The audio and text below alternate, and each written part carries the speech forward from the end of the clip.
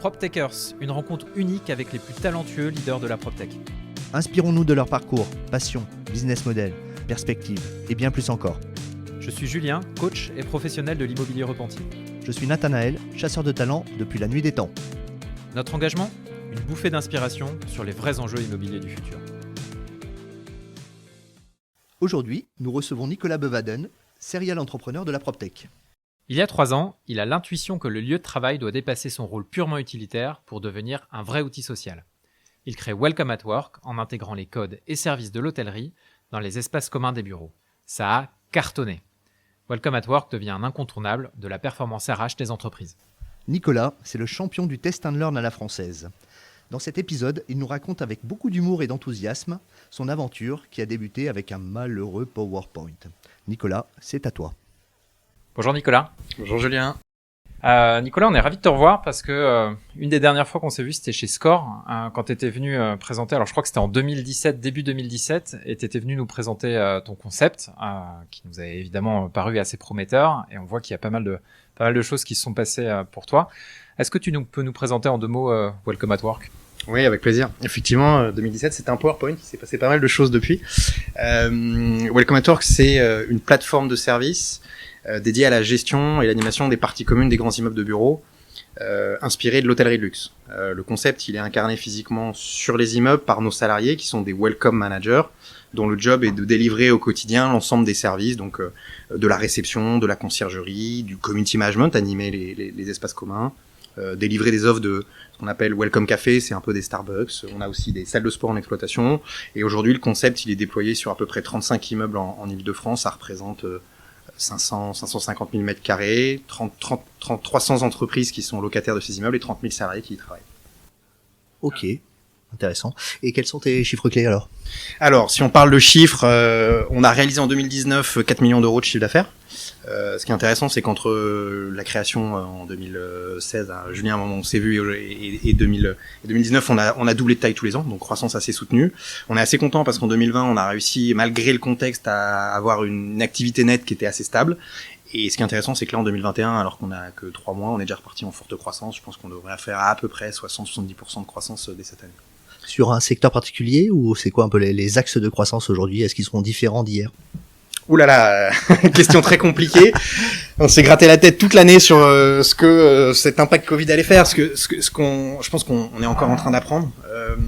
Ce qu'on constate, c'est que la crise accélère un peu une mutation qu'on avait nous anticipée, qui était un peu l'évolution du bureau. C'est-à-dire qu'on a une bascule entre un bureau qui était plutôt fonctionnel avant, avec la table, la chaise et le caisson, à un rôle un peu plus stratégique. Et ce qu'on constate, c'est qu'il y a un peu 3 dimensions qui nous sont demandées par nos clients. La première, c'est de dire le bureau doit être un lieu de rencontre, un hub de rencontre où se crée, où s'anime la communauté des salariés. C'est tout ce qu'on a autour de la communication informelle et qui permet surtout de faire des choses assez basiques, mais d'intégrer des nouveaux salariés, de transmettre la culture d'entreprise. Deuxième idée, c'est un lieu de service. Dit autrement, comment, et c'est une vraie question, je pense, dans les mois à venir, comment faire revenir les salariés sur les immeubles de bureaux. Sacré enjeu, et donc le service est une partie des réponses, c'est-à-dire il faut justifier, il faut donner envie aux salariés de trouver des choses sur son bureau plus qu'il a à la maison.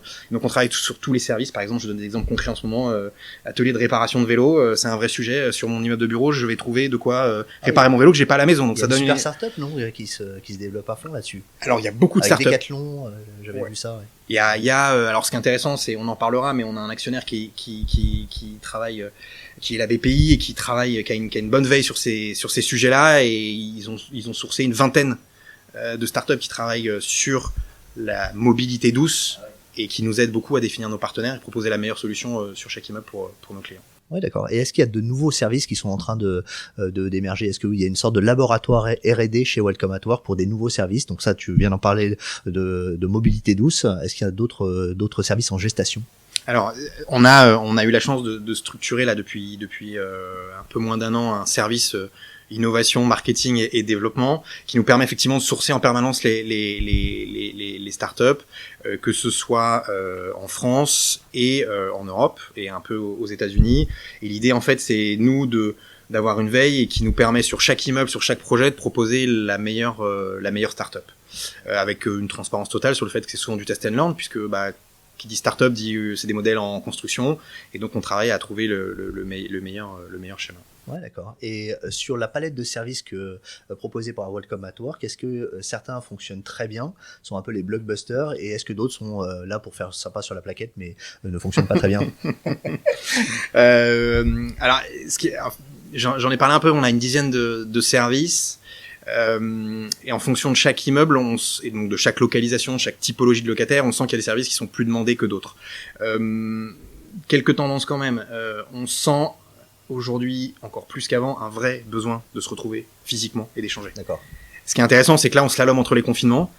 Mais ce qu'on a pu constater, c'est que dès qu'il y avait une éclaircie entre deux confinements, on avait des taux de participation, par exemple, à nos événements qui étaient quasiment, on avait 50% des gens qui étaient sur l'immeuble qui participaient aux événements. D'accord. Un énorme besoin de se retrouver et d'échanger, ce qui nous laisse plutôt optimistes quand toute cette vague sera derrière nous. Le fait que les gens vont beaucoup revenir au bureau et avoir beaucoup de besoin d'échanger, et que finalement le rôle de Welcome at Work, qui est d'animer et de faire vivre les parties communes, il va être hyper important. Et est-ce que du coup, par rapport, tu parlais des différents types d'immeubles, est-ce qu'il y a une espèce de compréhension culturelle de l'immeuble lorsque vous installez un Welcome at Work, avec, je sais pas moi, évidemment les types de services dont tu as parlé, peut-être même les types de Welcome Manager, l'ambiance, comment ça fonctionne? Ouais, parce qu'un immeuble avec des avocats et un immeuble en troisième couronne parisienne sur du call center, j'imagine qu'on traite pas ça de la même manière. Ouais, exactement. Alors ça, effectivement, on l'a appris en marchant. Il faut être assez transparent, parce qu'au début, on faisait à peu près Welcome at Work de la même manière. Et aujourd'hui, on a vraiment une granularité sur la typologie de bâtiments. Et t'as raison, Julien. Le vrai sujet, c'est avant tout, c'est le profil de nos Welcome Managers seniors en particulier, qui sont les patrons des immeubles, et de définir le bon profil.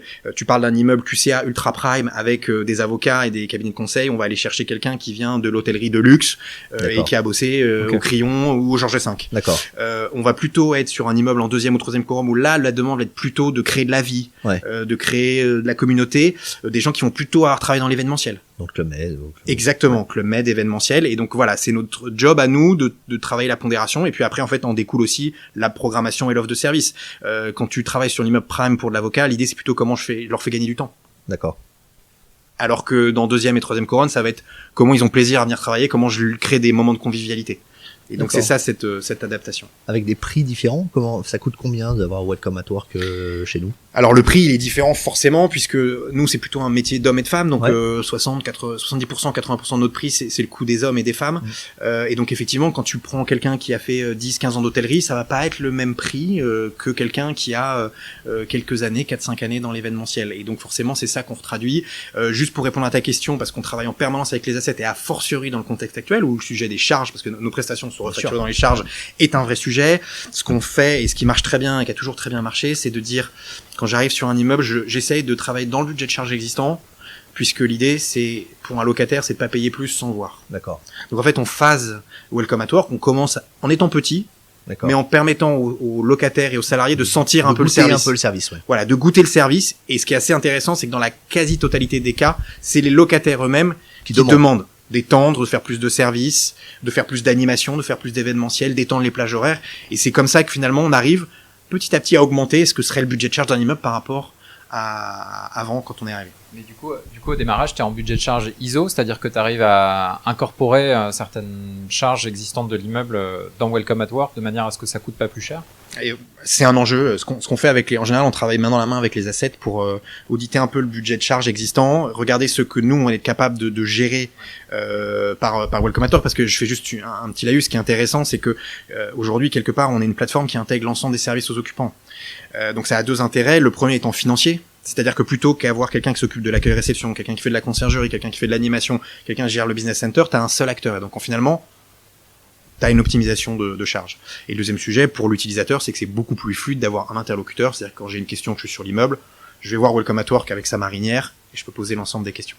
Je réponds à ta question sur le budget de charge. Notre retour d'expérience, c'est que tu es capable, à tes zéros, d'augmenter un budget de charge de 1, 2, 3 euros maximum. Ouais, c'est déjà maximum, et après tu peux augmenter. Et le maximum alors, c'est le maximum. Alors le maximum aujourd'hui sur le full service Welcome at Work, qu'est-ce que c'est et qu'est-ce que ça coûte? Le full service, il est compliqué à dire. Je peux te dire que sur des immeubles, on est autour de 20 euros du mètre. 20 euros du mètre pour l'ensemble des services. Et pour que tu nous donnes une idée un peu concrète, parce qu'on s'en rend pas forcément toujours compte, pour 20 € du mètre, alors évidemment sans donner trop de détails, mais ça va de où à où les services?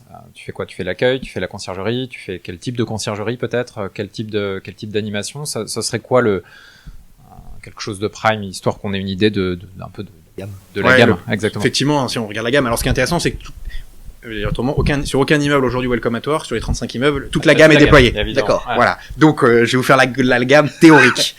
On commence, et souvent c'est le cœur du réacteur, par la réception. Et je dis bien réception, je dis pas accueil. C'est quoi la différence que tu fais entre les deux, du coup? Écoute, l'accueil, c'est ce qu'on a tous connu, avec quelque chose d'un peu statique, un peu froid, voilà, purement fonctionnel. Nous, on est plutôt sur la réception, et le mot vient de l'hôtellerie. Où on a une réception chaleureuse, dynamique, empathique, voilà, ce qu'on appelle mobile, un peu digital, avec une offre autour de ça. Et ça, c'est le cœur du réacteur. Et pourquoi il est important, c'est que cette réception, elle s'adresse aux visiteurs, mais aussi beaucoup aux résidents. D'accord. Hein, c'est quand vous êtes dans un hôtel 5 étoiles, vous allez à la réception, vous appelez la réception dès que vous avez une question, et la réception, elle est pas que pour quand vous arrivez à aller au day-to-day. Et donc c'est un peu cette logique-là, c'est que la réception, c'est un peu la porte d'entrée pour toutes les demandes, y compris pour les résidents de l'immeuble. Ensuite, les services de conciergerie. Il y a historiquement la conciergerie, ça fait une quinzaine d'années que ça existe, vingtaine d'années. C'était le pressing, la cordonnerie, et on est de plus en plus sur des sujets livraison de paniers de fruits, de légumes au bureau, mais aussi à domicile. On en parlait, de réparation de vélo. On a un enjeu aujourd'hui qu'on est en train d'adresser, c'est comment je gère tout le flux de colis commandés sur Internet, livrés au bureau. Ouais. L'organiser, le processer, le sécuriser. Donc ça, c'est les services de conciergerie, avec un focus particulier sur tout ce qui a trait au bien-être. Donc on gère souvent ce qu'on appelle des espaces zen, et donc qui permettent de délivrer des sujets des prestations d'ostéopathie, de massage, de manucure, de coiffure sur les immeubles. Donc là, on est sur un sujet de gain de temps. Sur les animations, ce qui est intéressant, c'est que donc je vous en parlais, il y a une vraie attente sur du physique, mais il y a aussi une grosse attente aujourd'hui sur de la formation.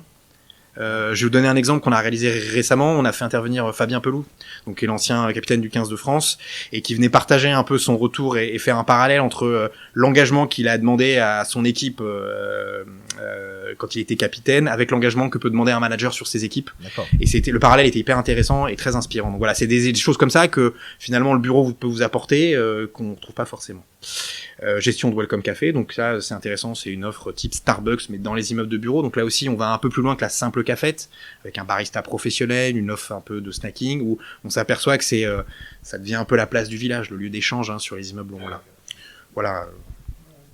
Tu parlais du coup de livraison de panier à domicile, c'est-à-dire que vous essayez aussi de lier le domicile par rapport au lieu de travail, par rapport au service. Enfin, comment... c'est forcément un enjeu. Alors on sait pas. Comment l'adresser ou comment... Non, on sait pas. Aujourd'hui, je suis incapable de vous dire quelle va être la part de télétravail dans une semaine de travail. Ouais, c'est ça. Bon, si quelqu'un a une réponse surpreneur, mais voilà. Et quand on demande à nos clients, il y en a qui nous disent ce sera 0, il y en a qui nous disent ce sera 3, 4 jours, j'en sais rien, il y aura probablement un peu. Nous, on lit tout le temps 2 jours par semaine, qui est un peu l'étalon, voilà, bon, après. C'est ça, c'est probablement une moyenne, avec et un écart type assez important, je pense, et on le voit déjà aujourd'hui, concrètement. Il y a des gens aujourd'hui, il y en a des entreprises locataires, ils ont pas de télétravail aujourd'hui. Ouais, et d'autres qui sont 100% télétravail. Donc je pense qu'il y aura un écart type important, et donc il faut être capable d'adresser aussi bien le bureau à la maison aussi. Vous dites, vous adressez aussi le service à la maison. Exactement, on est en train de faire basculer tous nos services à la maison. Tout ce qui est livraison entre guillemets, c'est facile parce que en tout cas avec nos prestataires qui viennent livrer au bureau, un point A ou un point B, ça n'a aucune importance. On peut effectivement l'adresser. Par exemple, sur tout ce qui est sport, sur nos salles de sport, on a digitalisé nos cours, donc ils sont tous aussi réalisés en digital. Ouais. Le sujet aujourd'hui qu'on va voir, c'est quand les salles vont ouvrir, comment je fais à la fois du physique et du digital, parce qu'aujourd'hui c'est 100% digital, mais demain il faudra concilier le physique et le digital. Mais donc voilà, on essaye d'avoir finalement la même qualité de service au bureau à domicile et au bureau dans l'immeuble. D'accord. Et qui sont tes clients, Nicolas? Alors, nos clients, c'est historique, c'est surtout les propriétaires des immeubles, donc les foncières, les fonds d'investissement, les investisseurs institutionnels, et là, on travaille quasi exclusivement sur des immeubles multilocataires, entre 5 et 20 locataires, et donc on est vraiment en partie commune pour délivrer les services. Et puis, depuis 2018-2019, on travaille directement avec les entreprises, donc souvent monolocataires, directement chez eux. Et là, c'est beaucoup plus intéressant puisqu'on peut aller beaucoup plus loin dans la personnalisation du service. C'est ce que fait le coworking en fait finalement. Exactement. On est proche, la frontière est proche. Là, on est sur des zones qui se recoupent. Alors effectivement, il y a une proximité croissante avec le coworking où effectivement on en parlait tout à l'heure. Aujourd'hui, nous on était plutôt dans les services communs aux immeubles. Le coworking était plutôt dans une prise à bail sur les parties privatives. Et ces deux métiers se rapprochent pour une raison économique, c'est-à-dire que on permet de mutualiser les coûts en gérant des plateaux. Et en gérant les services communs, on mutualise le staff. Ouais. Et il y a une vraie convergence. Donc les coworkers sont en train de déployer des offres de services parties communes qu'on réalise historiquement. Et nous, on est en train de proposer des offres de managing contract pour gérer les plateaux. Donc je pense que c'est le sens de l'histoire. C'est aussi tiré par, on l'entend beaucoup, hein, les preneurs aujourd'hui demandent de la flexibilité. Le bail 369, va être un peu challengé. Et donc pour le propriétaire, c'est aussi intéressant de proposer sur 80% des surfaces du bail 369, mais sur 20% de la flexibilité et de trouver un opérateur qui va lui permettre de faire ça. Et est-ce que tu as des contrats cadres avec, je sais pas, des grands propriétaires de la place qui ont des centaines d'immeubles? Est-ce que c'est possible de déployer un contrat cadre avec Welcome at Work et de dire les 100 immeubles seront opérés par Welcome at Work? Alors effectivement, on a mis en place un premier contrat cadre en tout début d'année avec Colliers Global Investors. D'accord. Ce qui est un projet qui est une première et je pense en France et qui présente l'avantage d'aller plus loin dans la définition de l'ADN que Colliers veut donner à ces immeubles.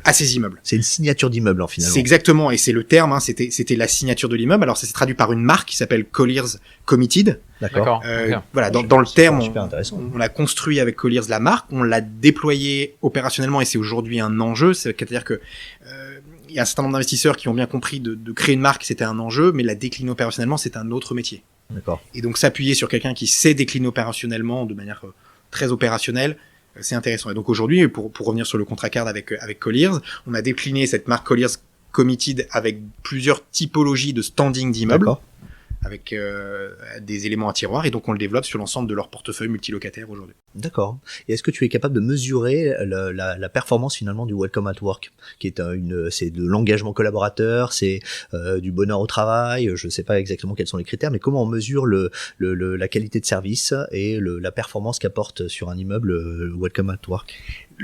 Nous, notre critère, c'est la vitesse à laquelle souvent on intervient sur des immeubles qui sont en phase de commercialisation. D'accord. Et on constate, et quasiment sur tous les immeubles où on est allé aujourd'hui, la commercialisation a été accélérée grâce à Welcome at Work.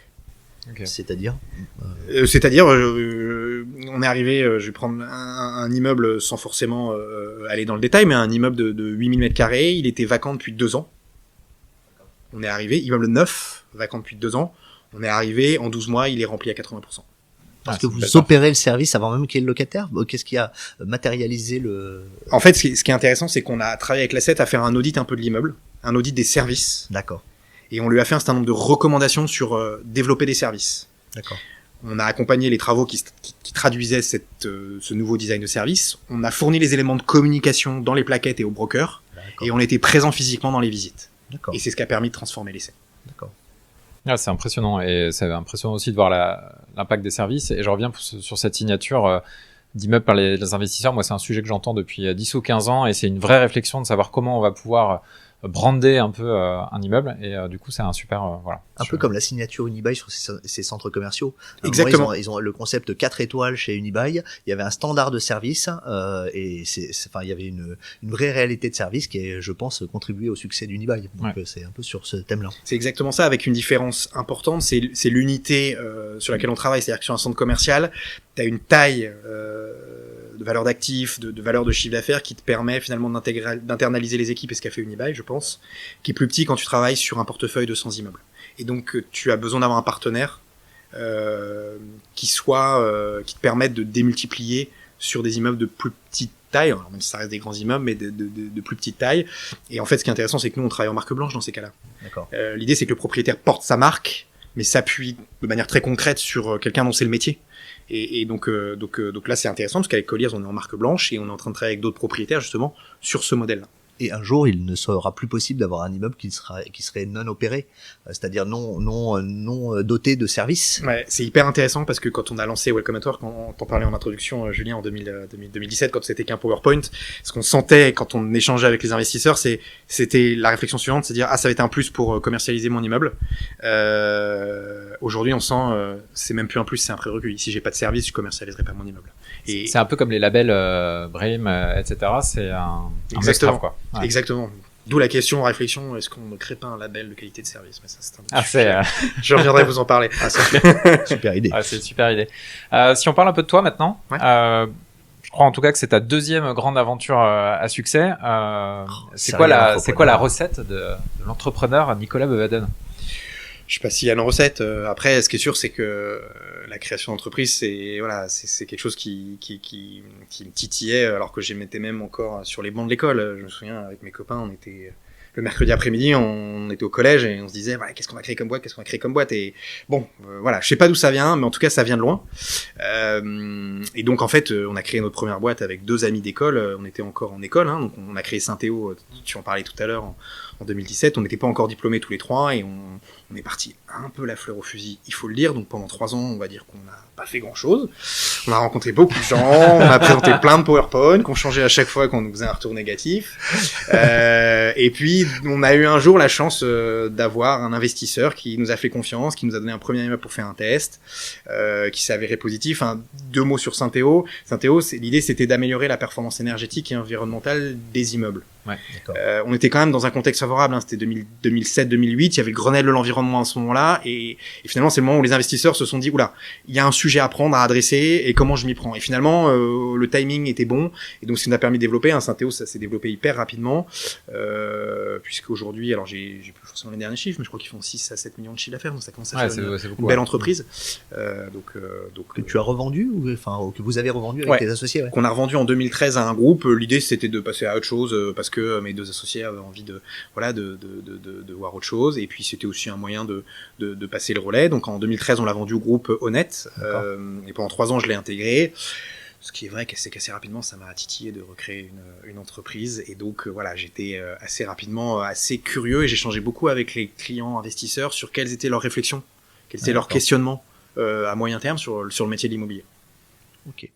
Et qu'est-ce que tu as fait pendant cette deuxième aventure entrepreneuriale que tu n'avais pas fait chez Synthéo? C'était quoi finalement les grandes leçons de la première aventure appliquées à la deuxième aventure?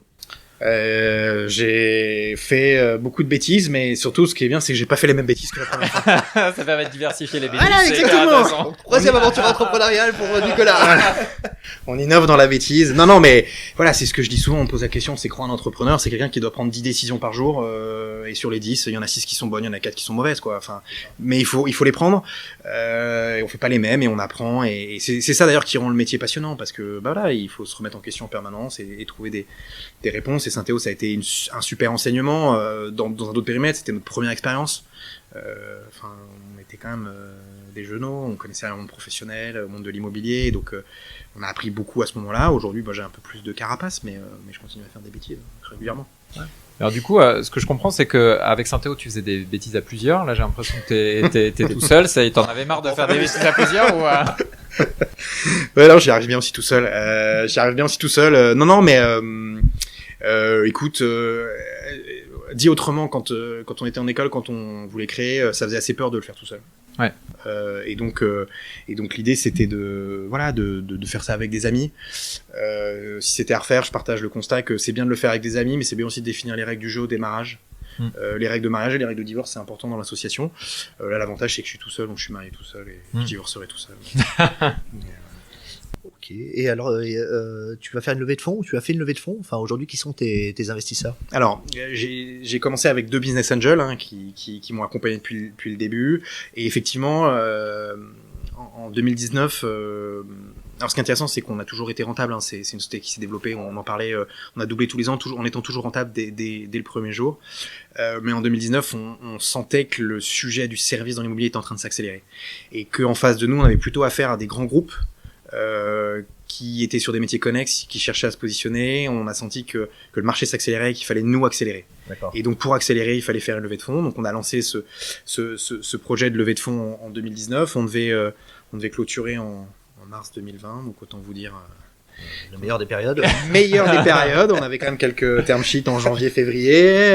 Voilà, on a pris un peu plus de temps, mais on a réussi à aller au bout. Et ce qui est intéressant, c'est que les investisseurs qui nous ont rejoints ont assez bien compris que Welcome at Work c'était une réponse au bureau de demain. Ouais. Et que au contraire, ouais, c'était maintenant qu'il fallait y aller. Exactement. Après quelques semaines d'incertitude, qu'on a tous eu Oui, normal. en mars-avril, assez vite on s'est remis sur le sel. Donc on a clôturé cette levée de fonds.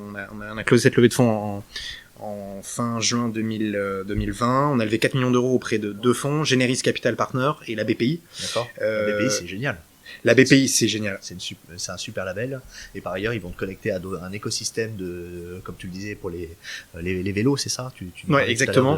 Mais pas que. Et effectivement, et ce qui est intéressant, c'est que BPI a un positionnement investisseur, finalement, ils sont aussi là pour aider les entreprises à se développer, à créer de l'emploi en France, et c'est riche d'avoir cette approche-là aussi au capital. Parce que c'est très localisé comme business, donc forcément l'emploi est localisé. Exactement. Alors aujourd'hui, on est uniquement en Île-de-France, mais l'objectif de cette levée de fonds, il est triple. Le premier étant de se développer rapidement en France et de mettre un premier pied. Métropoles, ouais, tu vois. Ouais, les 10 principales métropoles sur lesquelles il y a un marché tertiaire significatif, et de mettre un premier pied à l'international. Il est pas impossible qu'on commence d'abord par l'international avant les métropoles, puisqu'on a quand même 5 ou 6 projets assez aboutis dans les tuyaux à Bruxelles. D'accord. Donc je pense que d'ici la fin d'année ou début 2022, on devrait mettre un premier pied à Bruxelles. Donc ça, c'était l'objectif de cette levée. Le deuxième, c'est qu'on a un outil digital qui permet de relayer notre présence physique aux résidents. Et l'idée là, c'est avec cette levée, c'est de développer la V2 pour aller encore plus loin dans le service, maintenant qu'on a bien compris comment les résidents utilisaient ces outils-là. Ils l'utilisent comment, ouais? Enfin, excuse-moi, je te coupe la parole. Alors, ils l'utilisent pas. Ah, d'accord. D'où la nécessité de faire une V2. non, mais c'est un vrai sujet. C'est un vrai sujet. Ça les sujet. intéresse pas, le digital. Ils veulent du vrai service où il y a un bonhomme derrière. En fait, c'est complémentaire. D'accord. C'est hyper complémentaire, et dit autrement, avant de télécharger une application sur ton immeuble, il faut que ça te serve vraiment. Ouais. T'as plein d'applis pour faire plein de choses, et donc à quoi ça sert?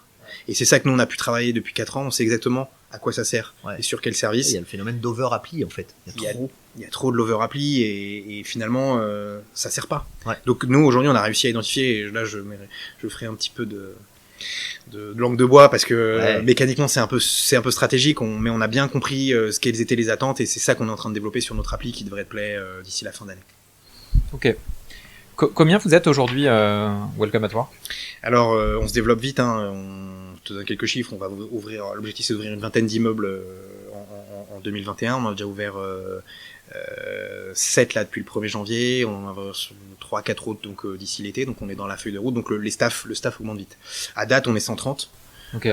130, on est 110 welcome managers, donc sur les immeubles. Welcome manager. Ouais, sur les immeubles, et une vingtaine d'équipes au siège en support. Ça veut dire quoi? Ça veut dire qu'il y a 2 welcome managers par immeuble? C'est ça, 2,5 à peu près okay. En moyenne, sachant que ça va de 1 à 5 en fonction de la quantité de services qu'on délivre sur les immeubles. Et du coup, tu grossis énormément. C'est quoi les enjeux RH aujourd'hui d'une boîte comme ça, avec une croissance comme la tienne? Alors c'est un vrai sujet, et a fortiori, on n'est pas une boîte tech, c'est-à-dire que nous, 1 euro de chiffre d'affaires, c'est des équipes en plus, parce qu'on a un métier d'homme et de femme, je vous le disais tout à l'heure. On a un vrai enjeu. Notre enjeu principal aujourd'hui, c'est la chose suivante. C'est que chez Welcome at Work, on a un ADN RH assez fort. C'est-à-dire qu'on a une façon d'être, de manager, très collaborative, d'implication. L'objectif, c'est de faire monter nos salariés. Quand t'es 10, quand t'es 20, quand t'es 30, c'est une chose. Quand t'es 200, c'en est une autre. Et donc notre enjeu, c'est comment je développe cet ADN qu'on a construit quand on était entre 0 et 50 à 200. Et donc on travaille énormément là-dessus. Et c'est quoi les clés du succès selon toi? Je les ai pas encore. D'accord. Mais c'est pour ça que c'est un enjeu. Et on va essayer de pas faire de bêtises. Pas faire trop de bêtises. Pas faire trop de bêtises. Après, on a une démarche qui est notre cœur de métier, notre cœur d'ADN, c'est le test and learn. Ouais. On va tester, on va adapter, on va se planter, mais on va réussir, et on va grandir petit à petit comme ça. Mais c'est notre enjeu RH aujourd'hui. Comment je maintiens à 200 en fin d'année, et on a objectif quand même d'être 600 en 2024. Comment je maintiens cet ADN qui fait que les salariés sont contents de venir chez nous, sont heureux, s'y connaissent, et surtout progressent. Heureux, les résidents sont heureux aussi. Exactement. Ouais. C'est exactement ça. C'est nous, notre ADN, c'est faire que les résidents soient heureux de venir travailler sur leur immeuble au quotidien, mais ça passe parce que nos welcome managers sont heureux. Les sourires, et il est bien. Exactement. Tu parles du test and learn, comment ça se concrétises au quotidien de faire du test and learn auprès des équipes? C'est tu les laisses faire n'importe quoi et tu vois ce qui arrive ou je sais pas comment ça marche. Je postule tout de suite chez Welcome at Work, ça a l'air sympa. Pour savoir si on peut venir bosser chez toi. Alors figure-toi, on faisait une soutenance commerciale il y a quelques semaines. Et le retour qu'on a eu à la fin de la soutenance, c'est vous êtes chez Welcome at Work, vous êtes quand même un peu militaire en organisation. Ok. Et je te cache pas qu'on est un peu resté bouche bée, mais c'est vrai. Et en fait, pour pouvoir faire du test and learn, pour pouvoir laisser de l'autonomie à tes équipes, faut être en réalité très structuré sur le cœur de ton métier. D'accord. Et c'est le fait d'être très structuré, ce qui est le cas, hein, c'est pour ça que ce client faisait ce tour, vous êtes militaire, on est très structuré sur les process, sur les outils, mais tu définis un espace de liberté dans lequel le Welcome Manager peut œuvrer. Je vais te donner un autre élément, on a beaucoup de projets transverses qui sont collaboratifs. On a au sein de Welcome at Work quelque chose qui s'appelle le lab, où en fait on monte des groupes projets, exemple typique, c'est quoi les animations de demain qui doivent être physiques et digitales. On met autour de la table 4-5 Welcome Managers, donc c'est hyper intéressant en termes RH parce qu'ils peuvent contribuer à construire ce que sont les animations de demain, ça leur sort de leur quotidien, on construit et à la fin on a une sortie qui est délivrée sur l'ensemble des immeubles, donc Léa qui est là structurée. Et donc on a à la fois la structure, mais à la fois chacun peut s'exprimer et c'est collaboratif. Non, c'est hyper intéressant ce que tu dis, ces histoires de structure, parce que l'autonomie, etc., avec tous les sujets qu'on a avec le Covid, le travail à distance, c'est un vrai sujet hyper clé. Et puis en plus, toi, les 3/4 de tes collaborateurs sont à distance. Donc c'est un enjeu encore plus fort pour vous. Ils doivent être formés à l'auto-management et à la fois à la rigueur et au test and learn. Et en plus à devoir gérer des aléas qui sont permanents. Ouais, c'est pour ça qu'on a des Welcome Managers incroyables. Hein. Enfin, moi, c'est une grande fierté aujourd'hui quand je les vois. Alors, ce qui est intéressant, c'est que beaucoup de Welcome Managers seniors viennent de l'hôtellerie. D'accord. Donc, finalement, dans l'hôtellerie, on leur demande aussi cette polyvalence. D'accord. À la fois avoir un relationnel client très professionnel, savoir gérer des urgences techniques au quotidien. Voilà, donc c'est intéressant parce qu'ils arrivent avec ce bagage-là. Et moi je suis très admiratif, mais Julien, tu parlais un peu de nos enjeux. Nous c'est compliqué parce que moi je vous parlais de l'ADN, c'est que de par notre métier, y a nos 110 Welcome Managers sont sur les sièges, sur les sites, se parlent pas entre eux. Donc comment on fait pour collaborer, maintenir cet ADN? On faisait beaucoup de travail transverse, on se voyait beaucoup de manière professionnelle et très festive. Ouais. Et là ça fait 1 an que c'est pas le cas. Et c'est très compliqué, donc on essaye de mettre des choses digitales, de faire des after work dans le respect des règles, mais c'est compliqué, c'est très compliqué. Ouais, de garder cette culture, quoi. De garder cette culture, donc on attend avec impatience le fait de pouvoir se retrouver physiquement. Si on demandait à tes N-1 direct, quel est ton style de management, ton style tout simplement, qu'est-ce qu'ils nous répondraient? Tous de manière homogène. Alors très mal coiffé, ça revient assez régulièrement. Ça se voit dans le podcast. Exactement, je vais me permettre de le dire parce qu'il n'y a pas de vidéo. Ça c'est le premier point. Écoute, c'est intéressant, on faisait un séminaire sur ce sujet ce matin. Donc je vais te partager à chaud le retour. C'était pas préparé, mais ce qu'il en ressort, c'est beaucoup de test and learn. C'est-à-dire que moi je fais confiance a priori. Je demande aux gens de tester et ils ont le droit à l'erreur. Par contre, quand on se plante, on le dit, on le partage, on en tire les conséquences et on progresse. Ça c'est une valeur fondamentale de Welcome at Work. Et ce qui est intéressant, c'est que c'est partagé par tous les N-1 et qui eux-mêmes sont en train aujourd'hui de les partager avec leur propre N-1 et qu'on diffuse. Deuxième sujet, c'est de s'entraider. C'est-à-dire que ce matin on avait eux-mêmes partagé sur leur style de management à eux et partagé entre eux leurs bonnes pratiques et s'auto-former. Et ça, moi, je crois beaucoup à le patron n'est pas celui qui sait tout. Par contre, il est là pour faire en sorte que chaque N-1 partage avec ses autres N-1, ses bonnes pratiques, ses tips. Et voilà, j'aime beaucoup, je fais une petite parenthèse, je suis un grand fan de bateau. Je fais pas mal souvent l'analogie entre le skipper et le dirigeant d'entreprise. Le bon skipper, c'est celui qui fait rien, mais qui fait en sorte que chacun soit à sa place, soit heureux d'y être, que la communication passe entre chacun des marins, et qui surtout intervient le jour où il y a une tempête, le jour où il peut y avoir une mutinerie, le jour où il y a une voie d'eau, et c'est lui qui à ce moment-là rassure tout le monde et amène en sécurité d'un point A à B l'équipage. Et voilà, c'est un peu aujourd'hui comme ça que j'essaye de travailler chez Welcome at Work. Alors, on a vu que tu allais recruter pas mal, 90 personnes, je crois. Alors déjà, comment ça se passe et comment recrutes 90 personnes presque d'un coup, et comment tu t'assures que justement par rapport à tous ces éléments de culture dont tu as parlé, notamment le test and learn, l'autonomie et les autres éléments, comment ça fonctionne pour toi et comment tu t'assures que tes 90 personnes vont être les bonnes personnes? Alors, il y a plusieurs éléments. D'abord, on a une équipe de recrutement assez incroyable. 3-4 personnes qui travaillent régulièrement pour recruter nos futurs welcome managers. Ce qui est intéressant, c'est qu'on est quand même sur un métier nouveau. Et surtout, on est sur un métier qui reprend les codes hôteliers dans le monde du bureau. Et malheureusement, l'hôtellerie souffre beaucoup en ce moment. Et donc, finalement, on a un afflux de candidats naturels qui viennent de l'hôtellerie. Donc, on a des profils de qualité. Donc, on n'a pas énormément de difficultés à recruter aujourd'hui des profils de qualité. On communique beaucoup sur les réseaux sociaux, sur ce que c'est Welcome at Work. Il y a beaucoup de vidéos, il y a beaucoup d'images. Donc, quand les candidats ils viennent, ils connaissent un peu Welcome at Work déjà. C'est une espèce de présélection naturelle, au fait. C'est ça, c'est une rencontre. Hein. C'est une rencontre entre Welcome at Work et un futur Welcome Manager. C'est assez naturel. Toi, tu rencontres les welcome managers ou tu les rencontres plus? Je les rencontre plus. Après, on a tout un programme d'onboarding. On a une Wow Academy, Welcome at Work Academy, c'est quelque chose auquel on tient beaucoup en interne, c'est de former les welcome managers. Et donc, on a un programme qui s'appelle Start. C'est-à-dire que tous nos welcome managers qui arrivent est intégré. Pour un welcome manager senior, il a 15 jours avec un programme assez chargé dans lequel moi je le rencontre. Dans lequel il y a des get to know, donc assez spécialisés, passer une demi-heure avec des personnes de l'entreprise avec qui il va être amené à échanger, et ça permet de créer du lien. On a des déjeuners d'intégration, voilà, on essaie de travailler à connaître un peu tout le monde. Puis moi j'ai beaucoup de plaisir à aller sur les immeubles et à rencontrer régulièrement les welcome managers seniors. Je connais à peu près tous les seniors aujourd'hui des immeubles. Okay. Est-ce qu'il y a des PropTech qui t'inspirent, notamment en France? Est-ce qu'il y a des sociétés qui seront dans l'écosystème de l'immobilier et qui te semblent pertinentes pour les années à venir? Alors c'est un sujet compliqué pour. Je crois que je lisais une étude de Real Estate et qui chiffrait le nombre de PropTech en France à 300. Je dis peut-être des bêtises, mais c'est le chiffre que j'avais en tête. Je crois que c'est à peu près que j'avais. C'est ça. Donc c'est compliqué sur les 300. Ce que je peux te dire, c'est que nous, on source des startups avec qui travailler. Je vais t'en citer 2 avec qui on travaille régulièrement. Et il y en a une qui s'appelle ProxyClick, c'est une solution d'accueil qui vient de Belgique. D'accord. Et une qui s'appelle Mofi, qui est une solution avec qui on travaille. Ils ont développé une solution de gestion des business centers qui est en train de se déployer au coworking. Et pourquoi on aime train de bosser avec eux, c'est qu'on partage cet ADN de test and learn. D'accord. C'est-à-dire que régulièrement, on partage ce qui marche pas, ce qui marche, et ils incluent ça dans leur roadmap. Ils sont assez agiles.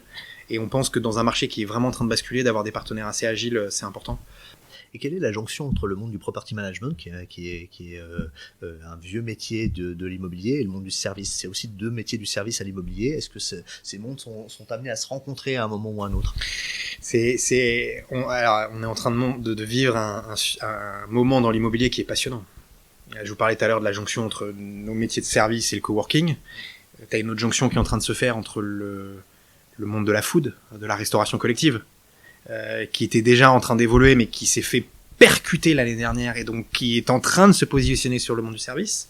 Et tu as aussi, t'as raison, le property dans cet écosystème. Je rajouterais même le facility. Ouais. Et je suis incapable de te dire demain comment tout ça va s'organiser. Mais ce qui est intéressant, c'est que tout le monde est en train de bouger. D'accord. Et si tu avais un pari quand même à faire sur ce qui va sortir du chapeau? Moi, je pense que ce qui va sortir du chapeau, c'est que je pense que tu vas avoir des acteurs hybrides coworking service. Je pense que tu vas avoir des acteurs coworking service qui vont s'imposer. Pourquoi ? Parce que c'est des gens quelque part comme nous qui partent un peu de zéro, qui peuvent construire une ADN et une culture et recruter les personnes qui vont bien. Et je pense que quand tu as un métier historique marqué, c'est compliqué de recruter avec une autre casquette. Place aux spécialistes. Face à des gens qui sont des pure players. Enfin, tu sais, je fais une analogie en ce moment sur un peu le bashing des vaccins et le fait que les grands labos ont pas réussi à créer, qui sont appuyés sur des startups. Parce que aujourd'hui, créer from scratch, c'est pas la force d'une grande boîte, c'est pas la force d'un grand property, c'est pas la force d'un grand facility qui lui va avoir plutôt la force à industrialiser. Donc je pense que c'est plutôt la force de startup de créer des nouveaux modèles, de les développer et demain de rejoindre des properties et des facilities pour le déployer. Voilà, je pense que si on devait faire le parallèle entre un Moderna et un Pfizer, tu vois, c'est un peu ça. Chacun des Moderna aujourd'hui. Ouais. Ah, on en reparle dans 2 ans, mais j'aimerais bien. Est-ce que tu arrives à, au-delà de ce dont on parle, avec le retour que tu as de tes welcome managers, est-ce que tu arrives à déceler ou avoir un regard peut-être un peu plus pertinent ou plus spécifique des tendances de bureau, d'occupation? Alors évidemment, il y a les grandes tendances dont on parlait tout à l'heure avec le travail à la maison et le travail au bureau, mais aujourd'hui, avec ton regard d'animateur de parties communes, qu'est-ce que tu peux dire par rapport à ça? Ouais, c'est hyper intéressant, hein. Je vous le disais en intro, on est sur 35 immeubles, 300 locataires, 30 000 résidents, donc ça te fait un bon échantillon finalement représentatif. Je pense qu'on n'est pas assez bon dans la capitalisation de cette présence et de savoir-faire, donc on y travaille. Donc aujourd'hui, on a beaucoup de retours, mais qui sont informels. Okay. Ce que je peux te dire quand même, hein, c'est qu'on sent qu'il y a un vrai besoin de salariés de revenir au bureau et de resociabiliser. Enfin, c'est ce qui me remonte quotidiennement. Le deuxième point qui nous remonte, c'est plutôt côté entreprise, c'est aidez-nous à faire revenir nos salariés demain, ou comment on va faire revenir nos salariés demain, comment on va gérer la culture de la boîte, l'intégration avec des gens qui seront 2 jours en télétravail, comment concrètement on va faire ça, comment je réaménage mes espaces. Voilà, il y a beaucoup de questions autour de ces sujets-là en ce moment. C'est ça qui remonte les immeubles aujourd'hui. Et du coup, pour toi, ça a l'air assez conjoncturel quand t'en parles. En termes de tendance de fond, alors je sais que c'est un peu compliqué parce que la conjoncture est un peu particulière aujourd'hui, mais qu'est-ce que tu verrais par rapport à toute cette histoire d'occupation de bureaux? Alors il y a du bureau bashing aujourd'hui. Ça s'est calmé. Ça s'est un petit peu calmé. Pour toi, dans 10 ans, donc une fois que le Covid et tout ce qui se passe sera un peu passé, ça sera comment le bureau dedans? J'aime bien 10 ans, parce que c'est tellement loin, finalement, on peut dire n'importe quoi. Ouais, tu peux, là, ça te laisse un peu tu peux y aller, quoi. Tu m'aurais dit 3 ans, j'aurais été un peu moins à l'aise, mais on enregistre, on te le remontrera dans 10 ans. Hein. Je pense que le bureau, ce sera un espace très hybride, c'est-à-dire que ce sera un espace où tu pourras retrouver voilà, beaucoup de salles de sport, des salles de concert, tu auras des espaces peut-être on a un projet en ce moment, on regarde à mixer du coworking et du co-living. Tu vois, je pense que tu as une hybridation des utilisations. Je pense que l'immeuble de bureau, la zone de bureau fixe, qui fait que du bureau, elle va disparaître. Ce sera des immeubles où il y aura beaucoup plus de fonctionnalités. Donc ce bureau pourra devenir demain une chambre à coucher potentiellement. Ouais, ou en tout cas, ça peut se côtoyer. Ça pourra se côtoyer. Est-ce que tu peux juste redonner rapidement la définition coworking, co-living? Ouais, alors t'as raison, parce que coworking, on met tout et n'importe quoi. J'ai envie de te dire, coworking, c'est un espace auquel des entreprises peuvent louer des espaces avec des prestations de services, donc pendant une durée flexible. Ouais. Et co-living? Et co-living, ça va être la même chose, sauf que c'est plutôt du particulier, mais ça peut être aussi de l'entreprise, va louer des chambres ou des espaces de résidentiel pour une durée déterminée. Ok. Et donc pour toi, tout ça va se mixer plus ou moins à terme en fait. Je pense que, en tout cas, t'as un tronc commun de serviciels qui se regroupe. Ouais. Je veux dire, nous on le voit aujourd'hui, on fait beaucoup de bureaux, on a des projets dans les tuyaux avec du résidentiel, c'est très proche en fait. Ouais, d'accord. C'est-à-dire que tu peux tout ce qu'on fait aujourd'hui dans le bureau, on pourrait le faire dans du résidentiel. Tu pourrais opérer dans une copropriété. Exactement. Alors les projets qu'on regarde, c'est que t'as un vrai le retour d'expérience qu'on a. On l'a pas en interne, on a eu la chance de recruter des équipes qui ont travaillé sur ces sujets depuis plusieurs années. T'as une difficulté de modèle économique. D'accord, c'est pas forcément très rentable. C'est pas forcément. Alors, soit c'est pas rentable pour l'opérateur, soit c'est trop cher pour le client. Donc, à la fin, ça marche pas. Ça marche pas. Il y en a un qui est pas à l'aise. Par contre, quand tu commences à hybrider l'hôtellerie, le bureau et le résidentiel, là, tu commences à trouver un modèle économique pertinent. Et puis, le service, il est ouvert toute la journée. Et finalement, regonfler ton vélo et le réparer, que ce soit pendant tes horaires de bureau le soir ou le laisser chez toi, ça marche aussi. Ouais, d'accord. Donc, il y a un modèle B2C qui est en train gentiment de se mettre en place par le B2B. C'est ça, exactement. Et tu peux te poser la question, même si dans ton co-living, est-ce que la partie résidentielle, elle n'est pas payée à un moment par aussi l'entreprise? Tu peux imaginer ces modèles-là où tu restes sur du B2B2C. Et une fois que tu commences à vendre en B2C et que tu commences à comprendre les besoins personnels et professionnels d'un résident, tu peux lui vendre beaucoup d'autres choses. Tu as accès aux clients. non mais c'est si gentiment. C'est bien amené. C'est très bien amené. Non mais t'as tout à fait raison. T'as fait raison. Et effectivement. Alors là, je dis un mot sur le modèle économique de Welcome at Work qui est assez intéressant. C'est que donc nous on signe des contrats avec les propriétaires des immeubles ou les entreprises sur des contrats plutôt longs. Ouais. C'est quoi la durée moyenne d'un contrat? J'ai pas assez de recul pour te dire en moyenne combien de temps ça dure. Mais tu t'engages l'engagement d'un propriétaire avec Welcome at Work. En général, c'est 3 ans. 3 ans. En général, c'est 3 ans. Là, nos plus gros contrats, ils ont 4 ans. On y est toujours. Donc, dans quelques années, je pourrais dire en moyenne, ça dure 7, 8 ans, j'en sais rien. Il n'y a pas de sortie au bout des 3 ans. Il y a des clauses de sortie, mais on a toujours tout renouvelé. Ouais, d'accord. Donc voilà, et quand ça se passe bien, il n'y a pas de raison. Il y a pas de raison. Ouais. Donc voilà, et après, donc ça, c'est des contrats longs avec une récurrence qui permet d'asseoir le modèle économique. Et après, on a 2 leviers, c'est qu'on vend des prestations complémentaires aux entreprises locataires. Et puis aux salariés qui travaillent sur ces immeubles. Et là, c'est intéressant parce qu'on amène un certain nombre de services depuis nos partenaires. Donc on est une plateforme de services pour ces entreprises et ces locataires. Donc nous, on a une base de partenaires sur laquelle on prélève une commission. Donc là, si tu veux, c'est plus sur de l'effet de levier. Ouais. C'est un modèle économique assez intéressant. On a du récurrent et c'est un espèce de double... la scalabilité. Donc c'est ça qui est intéressant. Ok. C'est quoi les prochaines ambitions, du coup, de Welcome at Work? On les a rapidement... que tu as dû vendre à tes investisseurs. Qu'est-ce que tu leur as raconté? Écoute, on est dans la partie sympa où on est en train de déployer on a de l'argent. On dépense les 4 millions d'euros, on verra après ce qu'on en fait. Non, on a un programme assez ambitieux, hein, parce que, on parlait de chiffres, hein, notre ambition, c'est d'être le plus gros indépendant en 2024. Le plus gros indépendant en 2024. Donc ça, on a chiffré ça à peu près 170 immeubles. D'accord. En France. C'est pas énorme puisqu'on a fait un petit travail, on estime qu'il y a 2000 immeubles qui sont éligibles à du service type Welcome at Work, donc ça fait que 8% de part de marché. Donc pour être éligible, qu'est-ce qu'il faut? Il faut, aujourd'hui, on a pris un ratio qui est théorique, mais c'est plus de 5000 m² et plus de 250 € du mètre de loyer. Pour que ce soit digeste, après ça reste théorique puisqu'aujourd'hui on a des immeubles monolocataires où on travaille sur 2000-3000 m², mais il fallait bien à un moment mettre des métriques. Donc 2000 immeubles, voilà, et donc 170 immeubles, c'est notre ambition, et en étant surtout là, au-delà du chiffre, d'être le market maker. D'accord. D'être celui qui va finalement pousser un peu les nouvelles tendances, les nouvelles solutions, les nouveaux partenaires. Et c'est pour ça que cette levée de fonds, elle nous aide, parce qu'elle nous a permis de structurer un peu une cellule d'innovation, de travailler avec la BPI, on en parlait tout à l'heure, et voilà, d'être en permanence force de proposition pour nos clients sur les nouvelles tendances. Il y en a beaucoup qui sont à l'écoute, qui nous disent Nicolas, welcome, qu'est-ce que vous pouvez nous proposer, qu'est-ce qu'on peut tester en ce moment sur les nouvelles tendances. Est-ce que, on arrive à la fin de l'échange, est-ce qu'il y a un sujet qu'on n'a pas abordé et que tu aimerais partager ou aborder avec nous? Non, je vais juste en profiter pour, l'année, je pense qu'il y a beaucoup d'entrepreneurs, et il faut le dire, pour qui ça a été dur l'année dernière. Moi, je suis dans un club d'entrepreneurs qui s'appelle du réseau Entreprendre. On est 10 sur 10, je suis pas sûr qu'il y en ait énormément qui survivent. Il y en a qui sont encore dans des phases hyper aléatoires, et voilà, je prends un peu la casquette des entrepreneurs. Ça a été une année dure, ça reste dur. Il y en a qui l'ont pas passé, il y en a qui la passent, mais avec beaucoup de dettes, quoi. On sait pas ce qu'on va en faire de ces dettes. C'est bien le PGE, hein, mais il y a un moment, il faudra le rembourser. Et finalement, on se retrouve avec une dette et un boulet au pied dont on n'est pas forcément responsable. Et je crois que c'est dur psychologiquement, c'est dur physiquement. Et voilà. Et moi, je terminerai par ça parce que je tiens à tirer un fier chapeau. À la fois à Men-1, on en parlait, et à toutes les équipes, puisque je trouve que chez Welcome, on a plutôt bien géré cette partie-là. On a réussi à maintenir notre activité, on a réussi à répondre à nos clients, on a réussi à ressouder les équipes. C'était pas facile, mais voilà, avoir une équipe assez soudée, et j'utilise souvent cette métaphore du bateau. On a traversé la tempête, et je pense qu'aujourd'hui, on est plus fort grâce à cette tempête.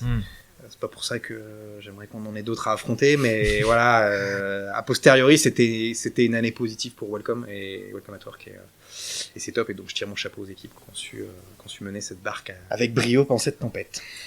Merci Nicolas de nous avoir fait partager ton histoire. Alors est-ce que les auditeurs peuvent te contacter, des confrères, des welcome managers potentiels? S'ils veulent te contacter, comment font-ils? Alors deux volets, hein, sur la partie rejoindre nos équipes, recrutement @welcomeatwork.com, envoyer directement un mail, ou sinon sur les plateformes Welcome to the Jungle et Indeed, on est présent, n'hésite pas à nous contacter. Et puis sur la partie développement, n'hésitez pas à me contacter directement. Sales, c'est sales, sales @welcomeatwork.com, et ça m'arrive directement sur les projets. Et puis LinkedIn aussi, c'est assez efficace pour échanger. Je suis assez dispo pour échanger. Et donc voilà. Et puis un gros merci Nathanaël et Julien pour cet échange. Je crois que c'est votre deuxième podcast. C'est le deuxième, exactement. En tout cas, chapeau, c'est une super idée. Je vous cache pas qu'on avait eu l'idée de faire des podcasts en immobilier, mais vous avez une super idée. Merci à Nicolas pour ton temps et puis pour cet échange passionnant. Et à bientôt alors. Avec grand plaisir, à bientôt. À bientôt Nicolas, au revoir. Merci.